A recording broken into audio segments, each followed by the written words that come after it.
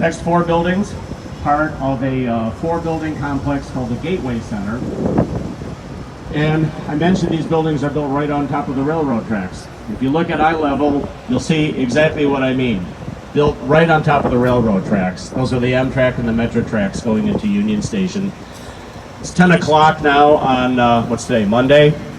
It's kind of quiet over here. If you take this tour around 4:30, very noisy over here. You got 10 or 15 locomotives, commuter trains getting ready to go out. Incredibly noisy. You would think that you would hear all that noise if you were in these buildings, if you worked in these buildings. But the buildings are shockproof. You don't feel the vibrations. They're soundproof, so you don't hear the trains underneath you either.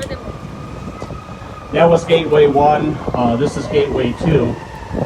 And if you look at these buildings, they look like they should be Mies van der Rohe buildings. They are dark, glass and steel, no ornamentation on them at all.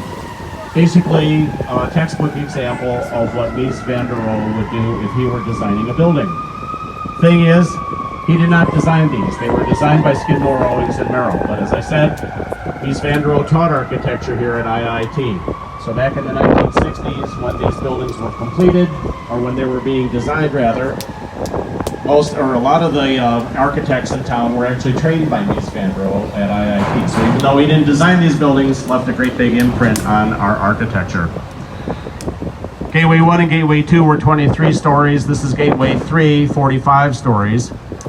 But if you look just past it, that short building that has the X's on the outside, that building started